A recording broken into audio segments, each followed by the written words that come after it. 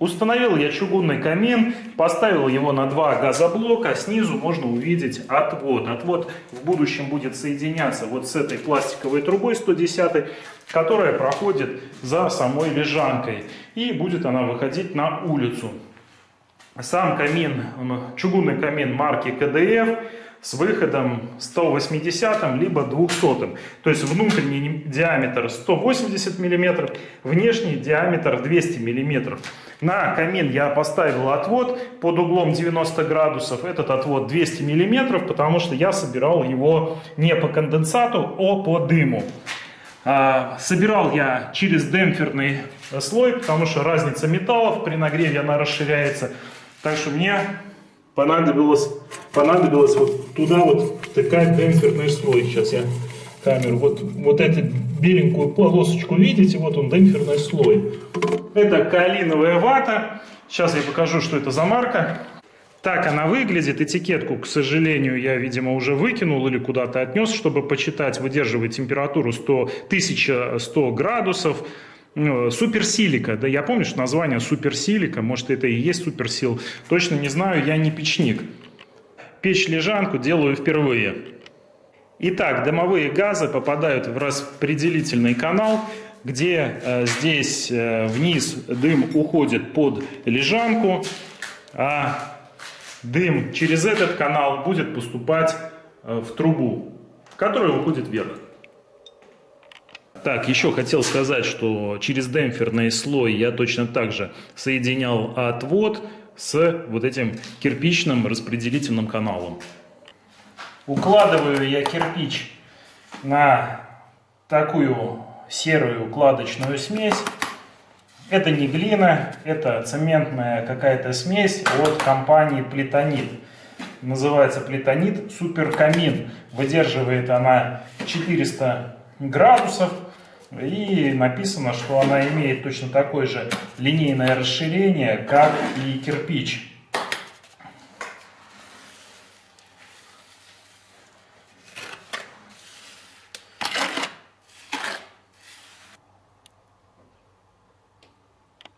Когда раствор подсыхает, я формирую швы и делаю замывку. Формирую швы гаечным ключом на 7.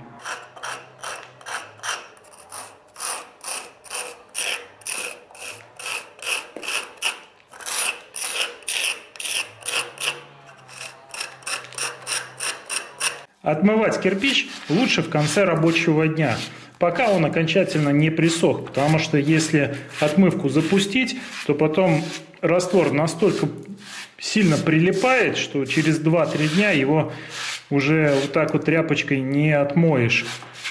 Видите, он тут легко смывается. Обычная вода, никаких мыльных растворов. Просто водичкой вот так вот тряпочку смочили и аккуратненько смыли. Нашел я вкладыш-табличку от пожарной изоляции камина и дымохода. Суперсилика. Температура до плюс 1100 градусов. На 19 ряду я устанавливаю поворотную задвижку. ЗВП-2 рубцовское литье. Вмуровываю через демпферный слой, использую для этого базальтовый картон. Нарезаю такие полоски и креплю на торцы поворотной задвижки. С обоих сторон. Здесь же на 19 ряду я буду устанавливать прочистную дверку.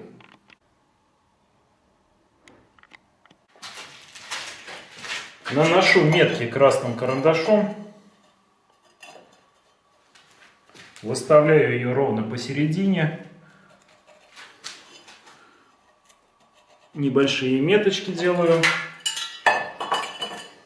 Беру уголок. И уже четко размечаю, как будет устанавливаться прочистная дверка.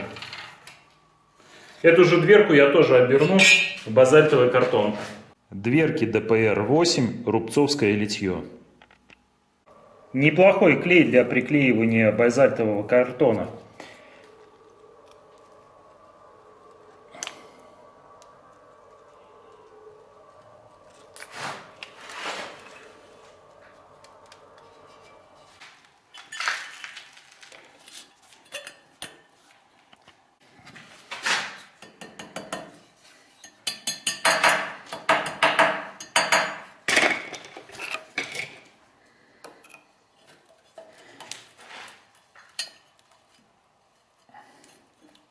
Прочистную дверку я креплю на вязальную проволоку, вставляю ее в швы и подтягиваю. Таким образом она плотно прилегает к стенке и ровно стоит по уровню. Обкладываю кирпичом прочистную дверку и поворотную задвижку.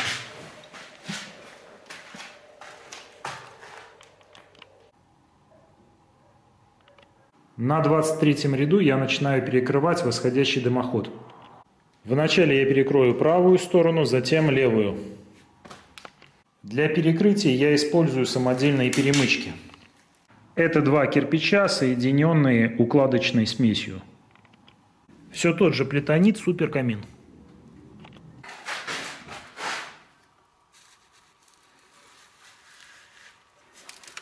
Немного приходится попачкаться, потому что здесь уже больше ручная работа, нежели подбивание молотком.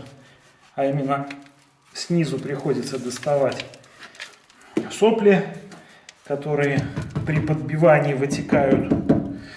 Я не знаю, как это по-научному объяснить.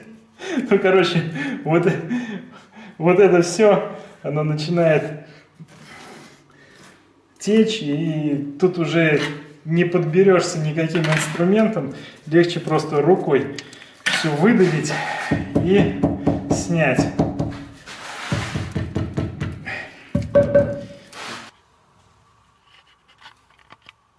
Сейчас более-менее понятно становится, как будут двигаться дымовые газы. Итак, в камине разжигается огонь, и дымовые газы устремляются вверх. Здесь они делают поворот налево и попадают в распределительную камеру.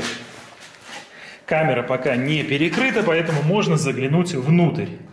Дымовые газы устремляются по камере, поднимаются вверх и через задвижку попадают в летний ход, то есть в трубу. Труба еще будет делаться, поднимется она на второй этаж, поднимется на крышу и устремится ввысь к небу. Когда задвижка перекрывается, то дымовые газы устремляются вниз.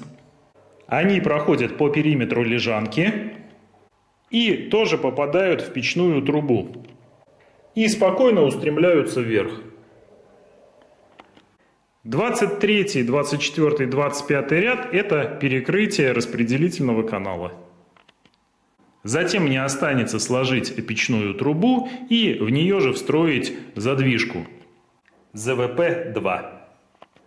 Затем предстоит проверка камина, ну а в будущем потом я уже буду облицовывать, штукатурить и наводить всю оставшуюся красоту.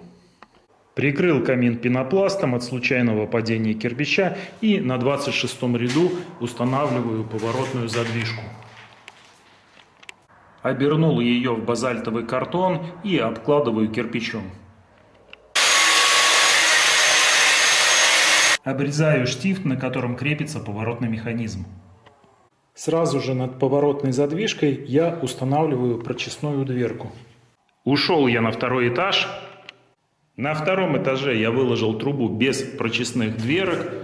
Единственное, что у меня вот на этом ряду закончился кирпич, и мне пришлось ехать в ближайший строительный магазин докупать другой кирпич. Поэтому цвет здесь можете увидеть янтарный, здесь красный. Но это кирпич ЛСР, тот же самый, разные заводы, янтарного не было, поэтому докладывал красным кирпичом. Не обращайте внимания, вот то, что да, здесь ровненько, а здесь вот такие зазоры. То есть я сделал таким образом, что ровная стенка кирпича находится внутри, а снаружи находится вот эта волнистая стенка кирпича. Труба, она будет шпаклеваться, поэтому в будущем это будет незаметно.